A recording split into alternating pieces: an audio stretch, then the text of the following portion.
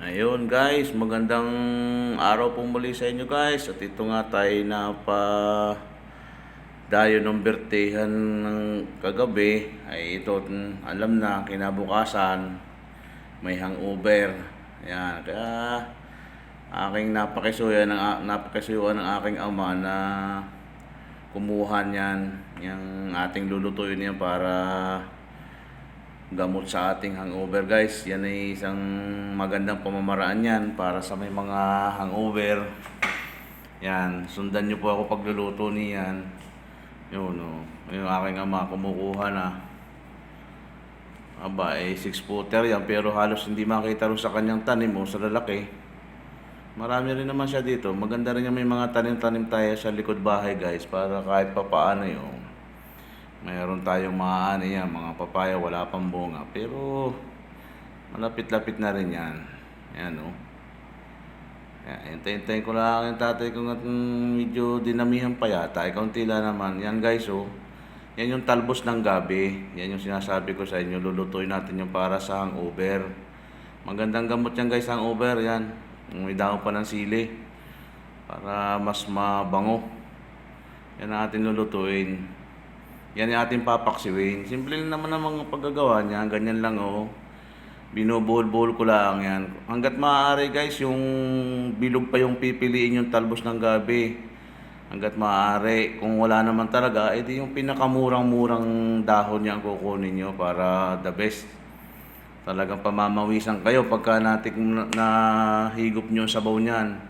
Ating papaksiwin yan guys. Yung gabing yan. Yung talbos na yan. Marami nakakaalam ng ganyan luto. Shout out sa inyo guys, yung mga alam na alam ang ganyan pamamaraan.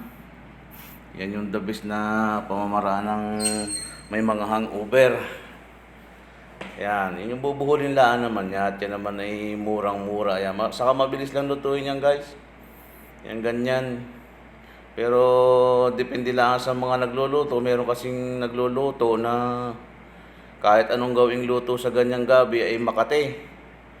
Meron namang nagluluto niya na kahit yung mga gabi ay kuha-kuha lang dyan sa tabing ilog ay maayos naman. Hindi naman makate. Depende nga sa mga nagluluto din. Meron kasi naglulutong gayon na medyo makating ang magluto. Pero yan naman ay siyempre tanim yan dito sa likod bahay. Talagang yan ay hindi yan makate. Kasi yan ay talagang piling-pili na natin yan. Yan, ganyan guys lang ang ating gagawin. Bulbulan ng ganyan.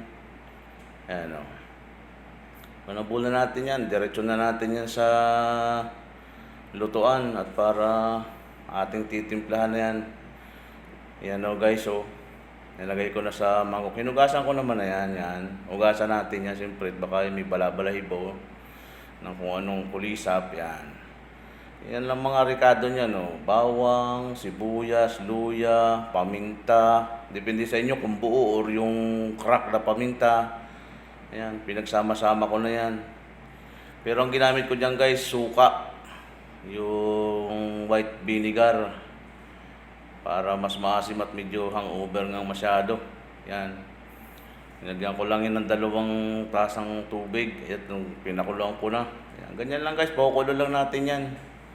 Hanggang sa malabog. Lalabugin nyo masyado para yung lasa ng gabi na yan ay talagang pumunta rin sa sabaw. Importante naman din yung sabaw guys. Hindi naman talaga yung gabi na yan eh.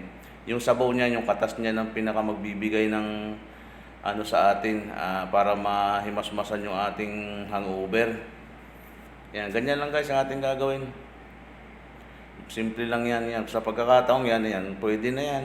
Konting kulo na lang yan. Pwede na nating hanguin yan. At medyo nag-iwa-hiwalay na siya. Pwede na yan. Pwede na yung imangkok. At papatay na ng natin yung apoy niya. No? Siyempre, ako'y sasamahan ko na rin ang kanin niyan. Kaya ayun, pinartiran ko ng tuyo. Para mas masarap. Sa ganun ay iwas dapil na rin guys. Yan o. Yan, ganyan lang yan guys. Sana may napulot kayong konting kaalaman dyan sa pamamaraan ng aking luto na yan. Thank you po sa inyo. Maraming salamat sa panonood.